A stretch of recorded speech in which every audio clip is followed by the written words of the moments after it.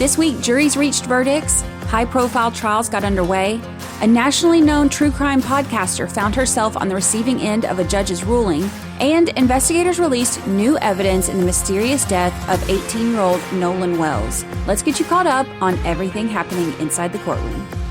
This is the 13th Juror Podcast, where we explore the trials, investigations, and true crime stories that everyone is talking about. I'm your host, Brandy Churchwell, and this is Court Report, your weekly roundup of the biggest courtroom headlines, breaking stories, and the legal developments shaping the nation's most talked about cases. First, let's start this week with a verdict that came down just yesterday in New Mexico. Now, last week, we told you about the trial of Isaac Apodaca out of New Mexico. It's a truly bizarre and disturbing murder case. According to the state, Isaac manipulated his then-girlfriend, Kianna, into killing 21-year-old Grace Jennings with a sword. Now, Grace had dated both Kianna and Isaac in the past.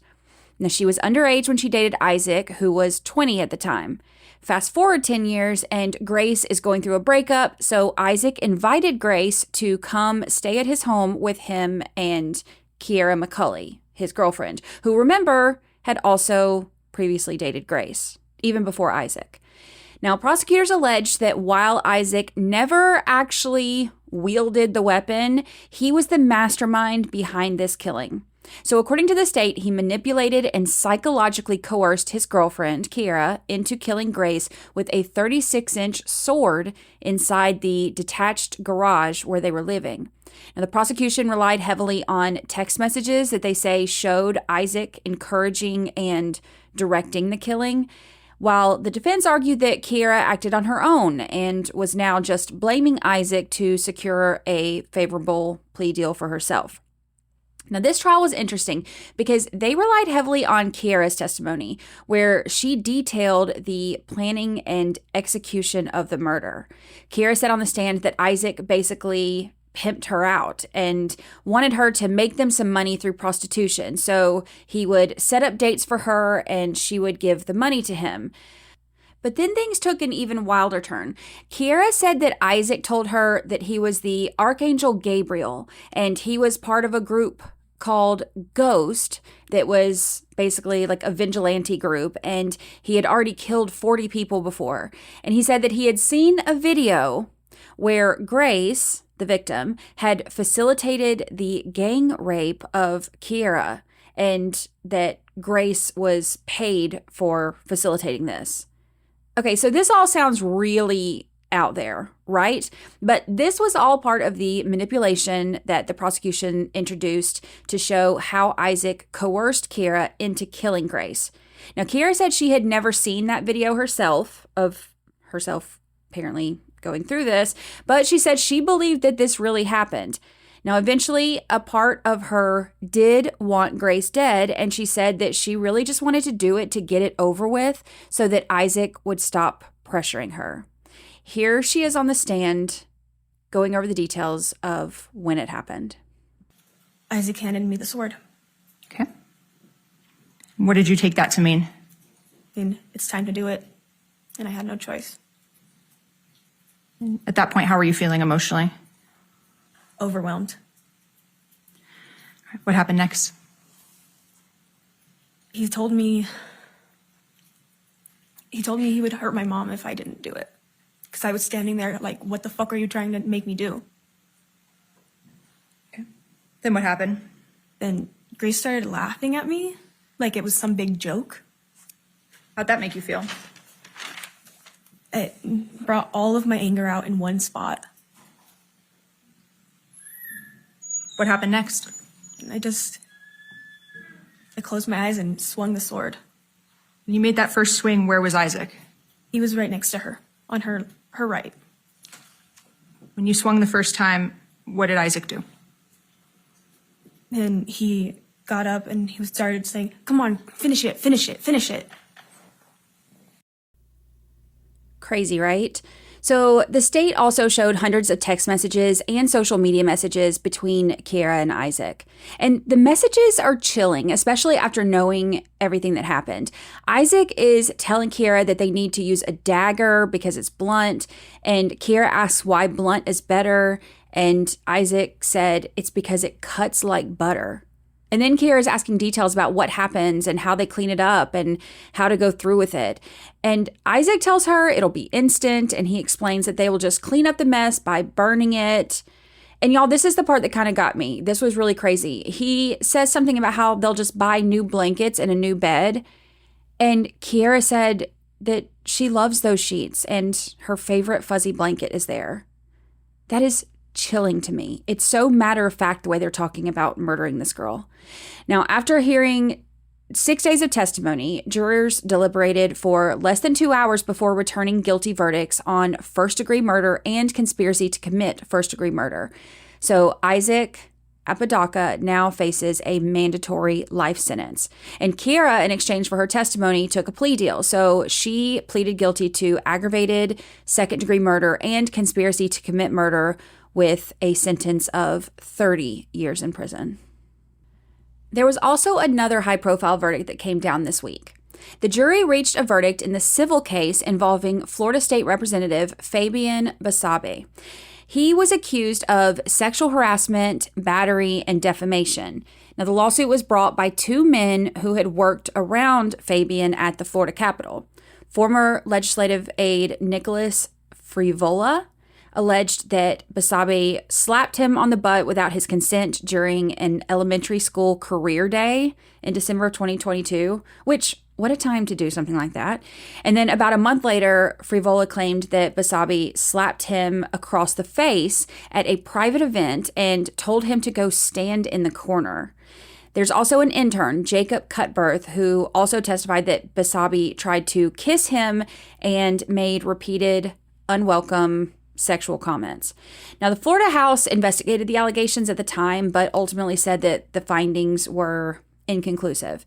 Afterward, though, Basabe took to social media and he called Nicholas and his mother a, quote, conning, scheming mother and son duo, end quote, and accused them of making false allegations.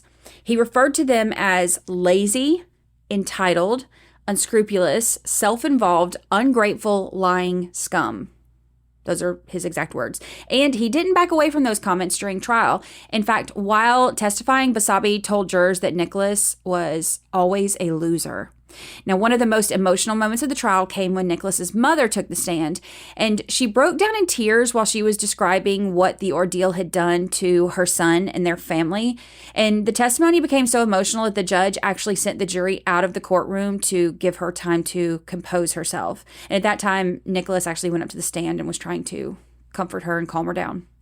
Now, Basabe chose to represent himself during the trial. And y'all, we have seen that time and time again. That is usually a very risky decision. Throughout the proceedings, the judge repeatedly reprimanded him for violating court orders. And at one point, the judge even told him, "This is not an election, this is a court of law," criticizing him for turning the trial into a political spectacle and warning him that his conduct had improperly tainted the proceedings. Now, after about 2 hours of deliberations, the jury found Basabe liable for sexual harassment and defamation, awarding a total of $450,000 in damages. We'll be right back.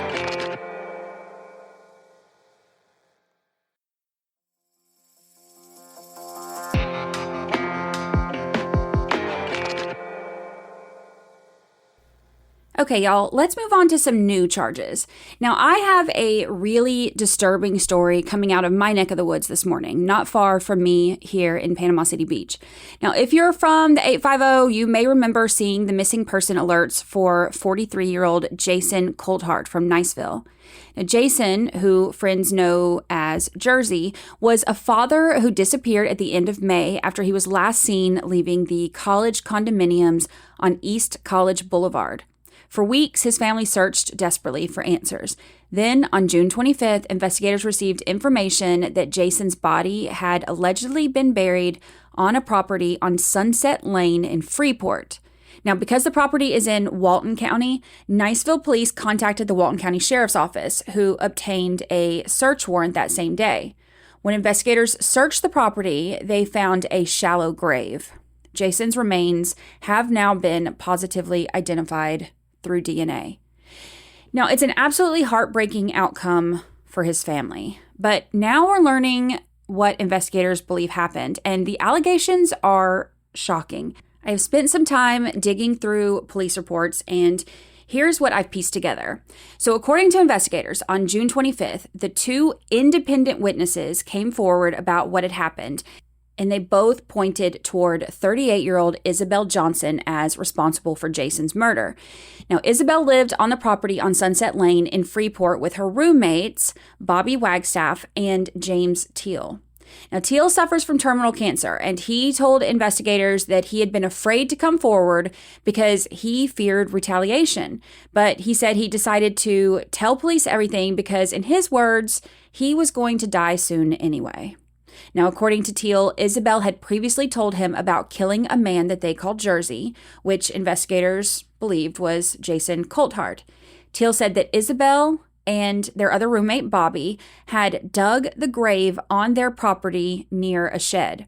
He told detectives that he never actually saw Jason's body, but he knew that the hole was dug intended for him. Now, after the hole was filled, Isabel parked a car over it to conceal it, and then she left town and went to Georgia. The other witness was Isabel's boyfriend, Matthew Sweeney, who told detectives that he and Isabel were in Georgia on June 2nd when Isabel received a phone call from her roommate, Bobby, that had helped her dig the grave. Now, according to Sweeney, Bobby told Isabel that a dog had dug up Jason's body and she needed to return to Florida to help clean everything up.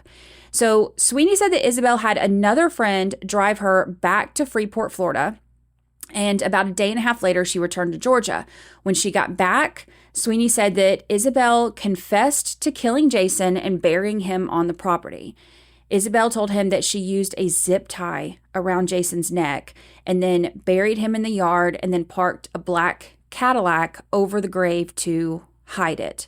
Now, after the dog disturbed the burial site, she told him that she poured concrete over the area so that the dog could not dig there again. Isabel claimed that she killed Jason because he was abusive and was coercing her into criminal activity and wanted more from their relationship. That's her story.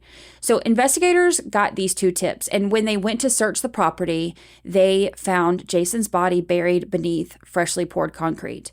Now, reports noted that there was actually still live grass underneath the concrete, which suggested that it had obviously been poured recently. So investigators also recovered a white zip tie around Jason's neck, and similar zip ties were found inside the residence. And also Jason's credit cards were recovered from inside, and also methamphetamine found inside the home. But y'all, that's only part of the story. So, okay, according to police records, Jason's body was discovered, and investigators believe that multiple people after that had helped Isabel Johnson avoid arrest. So police say that 63-year-old Martin and Sandra Leverton first became involved after Isabel contacted them while she was in Georgia, and she asked them to bail her out of jail on unrelated charges. Now, the couple drove to Georgia, picked her up, and brought both her and a white van back to Florida. So a few weeks later, after investigators searched the Sunset Lane property and discovered Jason's remains, Martin and Sandra allegedly learned that police were looking for Isabel. So according to the reports, Isabel admitted to them that she had killed Jason. So she's just walking all over town confessing this to everybody. Now, despite that, police say that the couple continued helping her evade law enforcement. Investigators allege that this couple hid Isabel, gave her a phone so she could stay in contact, tried to arrange transportation for her out of Florida, connected her with other people, who we'll get to in a minute, who might help her, and even suggested places where she could hide. Now, the arrest report also says that deleted text messages recovered by investigators show conversations between Sandra and Isabel discussing screenshots of text messages with Jason. And at one point, Sandra allegedly referenced using a zip tie, similar to the one that investigators believed was used in Jason's killing. Now, Sandra later told detectives that she was only joking about the zip tie. Now, last week, Martin and Sandra Lieberton were both arrested and charged with knowingly helping Isabel Johnson evade law enforcement. And the sheriff warned that anyone helping her will be arrested. Well, they made good on that promise because 2 more people have now also been arrested. Now, these are the people who Martin and Sandra tried to get her hooked up with to help.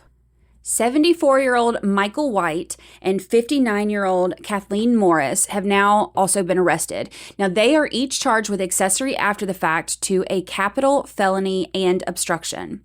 And according to investigators, they knowingly allowed Isabel to stay at their home. They transported her, provided supplies, and lied to deputies about whether she had been there. Detectives also say text messages recovered from Kathleen's phone helped corroborate those allegations. Okay, so as for Isabel, y'all, she remains wanted, and this is where I need y'all's help. I live in the Panhandle, Florida, and I was born and raised in Georgia, so I know I have a ton of family and friends and followers in those areas. So y'all be on the lookout. Now, I've posted the pictures on my social media, and they are also on the Facebook page of Walton County Sheriff's Office, Florida. Investigators say that Isabel has used numerous aliases, including Harley, Jessica Elaine Bowman, Jessica Elaine Thrush, Jessica Dowdy, and others. She's described as 5'3" with brown hair and hazel eyes, but investigators say that she may have cut and dyed her hair to change her appearance.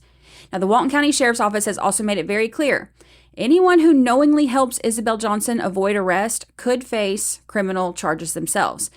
There is video of Isabel at a business in Destin, Florida last week, so y'all keep your eyes open.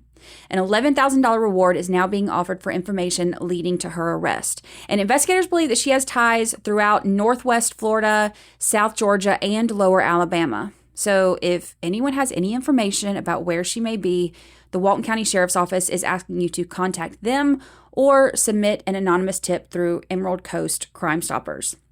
This investigation is still ongoing, and I have a feeling there's a lot more to come in this case, so I will give you updates on the next court report. But for the latest, you can follow my social media accounts on Instagram and Facebook. All right, so let's move on to the trials we are watching right now. There is a heartbreaking case out of Georgia that got underway this week.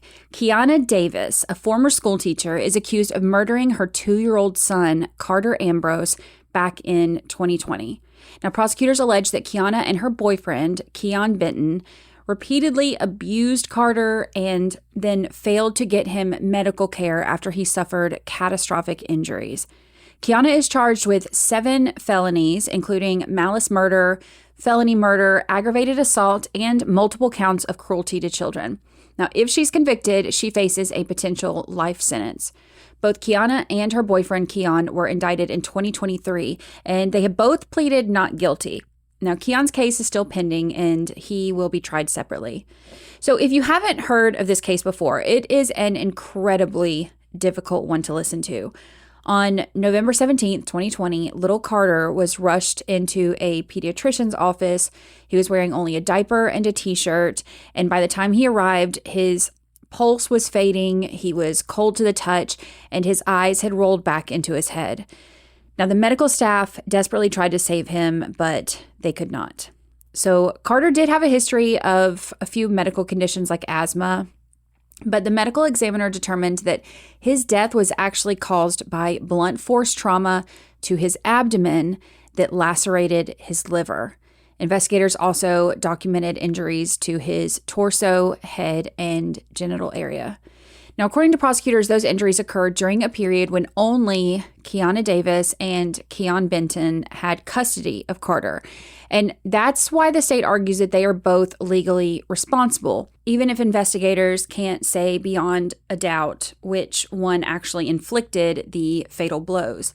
Now, their argument is essentially that one adult caused the injuries while the other failed to protect him, making both criminally liable. The defense, however, says that Kianna never abused her son, And during the trial this week, she took the stand in her own defense and told jurors that Carter was never harmed in her presence and that she had never known her boyfriend to harm Carter either. Was this child ever harmed or hurt or injured by you or in your presence? Now, Mr. Benton, from time to time, had been at your place and looked after Carter. Is that correct? Yes.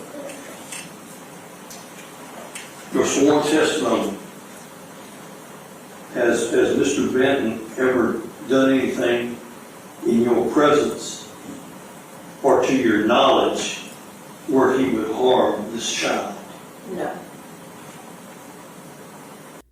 Jurors also heard Kianna's recorded interview with investigators, and in that interview, she became emotional while explaining that Carter had been sick the weekend before he died. And she said that she had left for work the morning of November 17th and later received a call from Keon Benton telling her that he was taking Carter to the doctor. Now, this is one of those cases where the jury has an incredibly difficult job ahead of them. There's no dispute that this little boy died from horrific injuries. And the question becomes whether the prosecution has proven beyond a reasonable doubt that Kianna Davis is legally responsible for his death. And even if the jurors can't determine exactly who struck the fatal blows, they'll have to decide whether the evidence shows that she either participated in the abuse or failed to protect her son from it. I don't envy this jury at all, and I know that this has to be super emotional. But it gets a little bit weirder. Okay, so closing arguments were done on Wednesday, and that's when the case was handed over to the jury. And keep in mind, like I just said, I know that this is high emotional, but y'all, there has been some juror drama.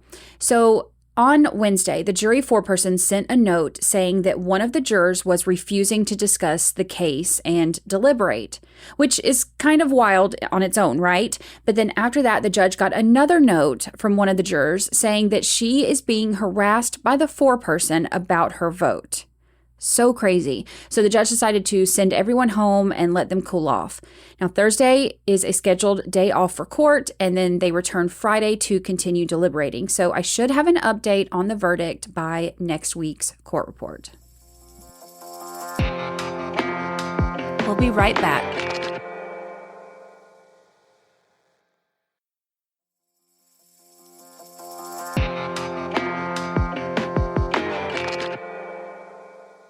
Let's move into some legal twists this week. And this one involves someone that many of you already know. Mandy Matney has actually been a guest here on 13th Juror, and I have also been a guest on one of her podcasts, Cup of Justice. Many of you probably heard of her first through her original podcast, Murdaugh Murders, which is now called True Sunlight, where her reporting on the Alex Murdaugh case helped bring national attention to the family's financial crimes and the civil litigation surrounding the 2019 boat crash that killed 19-year-old Mallory Beach. Well, this week, Mandy found herself on the other side of the courtroom. A South Carolina judge found Mandy in civil contempt after ruling that she willfully refused to comply with a subpoena ordering her to sit for a deposition in the long-running civil lawsuit against Parker's Convenience Stores. If you remember, Parker's is one of the defendants accused of illegally selling alcohol to underage Paul Murdaugh before the boat crash that killed Mallory Beach. That civil case ultimately became one of the first places Alex Murdaugh's finances began unraveling. Now, Mandy is not a defendant in that lawsuit. She was actually subpoenaed as a non-party witness. And according to the court, after multiple attempts to quash the subpoena failed, a judge ordered that she appear for a deposition within 14 days. Now, on the scheduled day, however, Mandy did not go to the location listed in the subpoena. Instead, she appeared by Zoom from her attorney's office in Bluffton while the attorneys waited for her at the original deposition site. Now, Mandy argued that she feared for her safety and believed that the deposition location posed security concerns because of ongoing harassment that she says she has experienced while covering the Murdaugh cases. But in a 22-page order issued this week, Judge R. Keith Kelly rejected that argument, writing that there was no persuasive evidence that the attorneys were trying to harass or endanger her. And he concluded that there was clear and convincing evidence that her failure to appear at the notice location was a deliberate decision to disregard both the subpoena and a prior court order. Now, the judge also pointed to social media posts that Mandy made after the deposition was canceled, including pictures of her having lunch and celebrating with attorneys involved in the case, saying that those posts basically supported his conclusion that she intentionally chose not to comply with the court's order. So as a result, the judge found her in civil contempt and ordered her to pay $171,500 in attorney fees and costs. And that's a lot, but it is a significant reduction from the more than $310,000 that had originally been requested. And he imposed an additional $5,000 fine. Now, Mandy responded publicly after the ruling, saying that she wasn't angry about being found in contempt, but she called the financial sanctions unprecedented. She also criticized the South Carolina justice system, writing that she believes the ruling is punishment for her reporting and her criticism of the courts. So this story is almost certain to continue, and given the amount of money involved in Mandy's response to the ruling, I wouldn't be surprised if we see further legal challenges in the months ahead. All right, let's move into appeals because there's been another development in the case of Letitia Stalk. Now, for those of you who have followed me for a while, you need no introduction to Letitia. She is the subject of my very first episodes of 13th Juror podcast, and I have made it very clear that I am not a fan.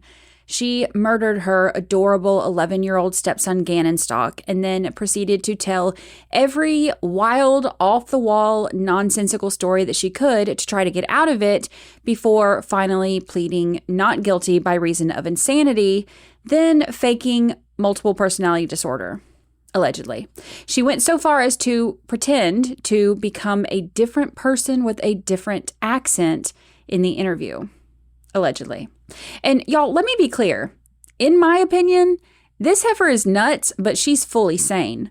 And the jury saw it that way too, because she was convicted in May of 2023 for his murder and also convicted of tampering with a deceased human body and tampering with physical evidence because she put this child's body in a suitcase and drove him across country with her own daughter in the van with her before dumping his body in the suitcase over a bridge in Florida. And the entire time, she was fussing at her husband, Gannon's dad, for not having her back and not taking her side. So, she was convicted. But earlier this year, the Colorado Court of Appeals threw out those convictions. Now, this is not because they thought she was innocent or because they believed any of her harebrained stories, but because they ruled she did not receive a fair trial. Now, specifically, the appeals court said that the trial judge should have removed a prospective juror whose son-in-law worked in the same district attorney's office that was prosecuting the case. And because of that, the appeals court ordered that Letitia receive a new trial. Well, now the prosecution is fighting back. The Colorado Department of Law has filed an appeal with the Colorado Supreme Court asking the state's highest court to review that decision. So here's what that means in plain English. Letitia is not getting a new trial yet. The Supreme Court has to decide whether it even wants to hear the case. If the Supreme Court declines to take it, then the appeals court's ruling stands and Letitia would be entitled to a new trial. But if the Supreme Court agrees to hear the case and ultimately sides with prosecutors, her original murder convictions and life sentence could be reinstated. So for now, nothing has actually changed in terms of her case, but the prosecution is simply asking the Colorado Supreme Court to take another look before a new trial moves forward. I am all for all trials being fair. That is what I love. It is what I stand for. It is what I am all about. But I gotta be honest, it makes me so frustrated thinking that she could potentially put that family through another trial because I saw how hard that first one was. I just can't imagine. So I'll keep y'all updated on that one. We'll be right back.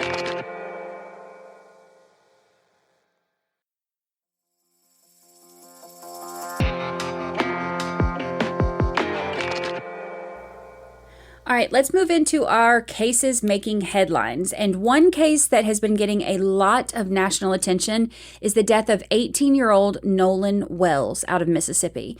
Now, if you haven't been following this one, Nolan was a college football player who traveled with a group of friends to Horn Island on the 4th of July. Now, authorities say that the group left the island by boat that afternoon, but Nolan did not return with them. According to the Jackson County Sheriff's Office, those that were with him said that Nolan chose to stay behind and planned to catch a ride back to the mainland with another group later that day. When he never made it home, his mother reported him missing. Now, 2 days later, search crews found Nolan's body in the water just off the northwest side of Horn Island. So here's what we know. The GPS data shows that the boat left the dock just before 10 a.m. and arrived to Horn Island at 11:14 a.m. Now, they were there pretty much all day, but the last time that Nolan was seen on the island was around 3 p.m. His friend said that Nolan didn't want to leave because he had met a girl, and he said he was just going to catch a ride back later on someone else's boat. But his family has questioned that account from the very beginning because they said that it would have been completely out of character for him to voluntarily stay behind. And they have actually hired civil rights attorney Ben Crump to conduct an independent investigation. Now, the boat left Horn Island at 4:31 p.m. and returned to the dock that it came from. That's according to the GPS. And there was apparently some kind of electrical issue, so they had to leave. GPS also shows that the boat then went to Fort Bayou around 5:52 p.m. and returned to the dock again 14 minutes later. And then a little over an hour after that, it went to the Fort Bayou boat launch, where it was put on a trailer and towed to the home of the boat owner in Biloxi. And the boat's owner and his mom have cooperated with the investigation. Then there's the issue of Nolan's phone. Okay, so if you've heard of Snapchat Maps, you know that a lot of young people use that app to track locations. You can see where your friends are, and it shows their location on a map, literally down to like the house that they're at. If you zoom in, you can see the house that they're at. It's actually kind of scary. So the mother of one of Nolan's friends used Snapchat to locate his phone, which was apparently at a house where a lot of people were gathered together. So she went to go get it, and she said that it took about 15 minutes for them to locate the phone and hand it over. Now, Nolan's mom then went through his phone looking for any kind of clues, right? Like, that's what a mom's going to do. They're going to try to find anything they can. So she went through looking for any kind of clues about what may have happened, but she thought that it was weird because she said that she thought that his phone seemed too clean. Like, there were no pictures or videos in Snapchat from the day that he was on the island. His mom said that he always had his phone out, and it's hard for her to believe that there was nothing there. So I totally understand what she's saying, but also I personally just don't want to speculate on this part of this too much yet. We have an island here in Panama City Beach called Shell Island, and it's kind of like how Horn Island is. It's protected, it has incredible untouched beaches, and there are tons of boats that will pull up and dock there for the day or for a few hours or whatever, and just kind of enjoy the island and the clear water around it. And anytime we take a boat out to Shell Island, most of us generally leave our phones in the boat. The sand and the salt water can damage a phone really fast, and especially if it's hot and you're in the water the majority of the time, you just kind of keep the phones on the boat. So I don't want to jump right into speculating on this specific detail yet.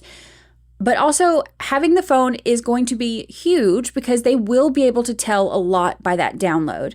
Even if things were deleted from that phone, that's something that you'll be able to tell when the download is done. So we can probably expect to hear more on that at some point, I'm sure. I just don't want to speculate too much now.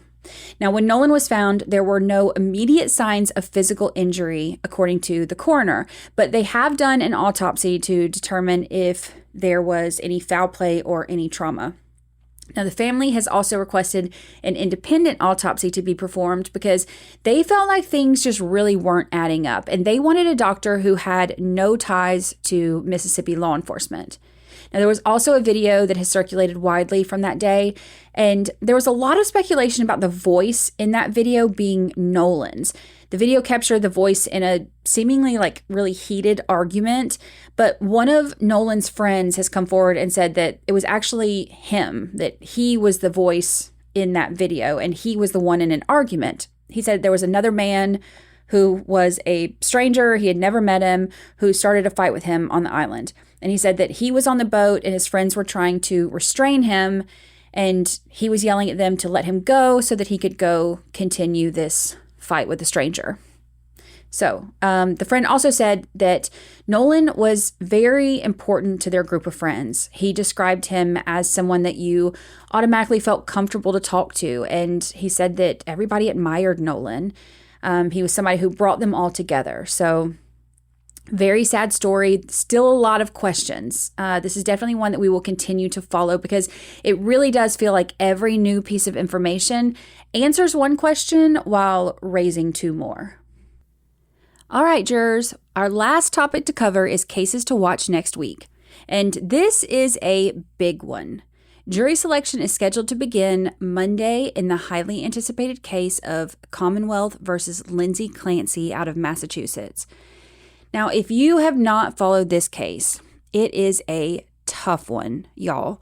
Lindsay Clancy is a former labor and delivery nurse, and according to investigators, Lindsay asked her husband, Patrick, to pick up some takeout on the evening of January 24th, 2023. So he left to go get the food and came back about 25 minutes later. Now, when he got back home, he found that Lindsay had jumped from a second-story bedroom window, so he called 911. Now, he's on the phone with 911 dispatcher as he is walking through the house, and while on the phone, he discovers their 3 children inside the home with exercise bands wrapped around their necks. 5-year-old Cora and 3-year-old Dawson were pronounced dead after arriving at the hospital. And Callan, who was only 8 months old, died several days later. I can't even say that without my stomach dropping. Prosecutors allege that after sending her husband out to pick up takeout, Lindsay used the exercise bands to strangle all 3 of the children before attempting to take her own life by jumping from that second-story window, leaving her paralyzed. So she has pleaded not guilty to 3 counts of murder. Now, the facts of what happened that day are not expected to be the biggest issue at trial. Instead, this case is likely to center on Lindsay Clancy's mental state. The defense plans to argue that she was suffering from postpartum psychosis and should be found not guilty by reason of lack of criminal responsibility, which is Massachusetts' version of an insanity defense. Prosecutors, on the other hand, contend that the murders were intentional and planned, and they intend to prove that she was legally responsible for her actions. Now, there have already been several important rulings leading up to trial. Just this week, the judge denied the defense's request to allow other women who experienced postpartum depression or postpartum psychosis to testify about their own experiences. The judge ruled that those issues should instead be addressed through expert witnesses. Now, prosecutors have also dropped 3 separate strangulation charges, explaining that they were legally redundant because the alleged strangulations are already encompassed within the murder charges. The trial is expected to last 6 to 8 weeks and could feature more than 200 potential witnesses. Lindsay's husband, Patrick Clancy, is expected to testify for the defense. Now, Patrick has also filed a wrongful death lawsuit against some of Lindsay's healthcare providers, kind of on behalf of the estates of their 3 children. Now, this lawsuit alleges that in the months leading up to this tragedy, Lindsay had actually been prescribed at least 9 different psychiatric medications, and 8 of those were written just during a 3-week period in November to early December. And remember, this happened in January. So according to the complaint, those medications included Prozac, Remeron, Ambien, Lamictal, Valium, Seroquel, and Klonopin. Now, the lawsuit also says that Lindsay's mental health rapidly deteriorated despite repeated interactions with medical providers. And according to Patrick, Lindsay began hearing what he described as a compelling, unfamiliar male voice. And this voice that she was hearing was telling her that this was her last chance. And the lawsuit says that the voice convinced her that if she died, her children would suffer without her, and the only way to protect them was to take them with her. Now, Patrick says that these were all symptoms of severe postpartum psychosis and that it went unrecognized and untreated by her healthcare providers. So jury selection is set to begin Monday, July 20th. And because of the extraordinary publicity around this case, the court plans to seat 18 jurors, including 6 alternates, so that they can kind of ensure the trial will proceed without interruption. Now, no matter what side of this case you find yourself on, I think one thing is certain, and that is this trial is going to spark some incredibly difficult conversations.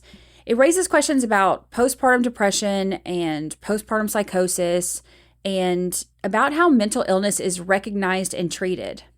It also brings up conversations about the responsibility of healthcare providers and about where we draw the line between medical illness and criminal responsibility. And at the same time, it's impossible to lose sight of those 3 young children at the center of this case whose lives were cut tragically short. This is going to be a hard one. Over the next several weeks, jurors will not be asked to decide whether this is heartbreaking, because obviously we all agree that it is, but they will be asked to answer a much narrower legal question, and that's whether or not Lindsay was criminally responsible for her actions under Massachusetts law. It's a case that's certain to generate passion, debate, all of that long after the verdict is read. So we will be following this one every step on 13th Juror. All right, y'all, that's your court report for this week. I'll be back next week with the latest developments. Until then, keep asking questions, keep looking at the evidence, and decide for yourself what you believe. My name is Brandy Churchwell, creator and host of the 13th Juror podcast. If you enjoyed this episode, be sure to follow the show on your favorite podcast platform and leave a rating or review. It helps more listeners discover the podcast. And if you know someone who would find this case as fascinating as you did, share this episode with them. For additional episodes, case updates, and more information about the podcast, visit our website at 13thjurorpodcast.com. The evidence has been presented, the arguments have been made, and now comes the same question faced by every juror. What do you believe? Thank you for listening.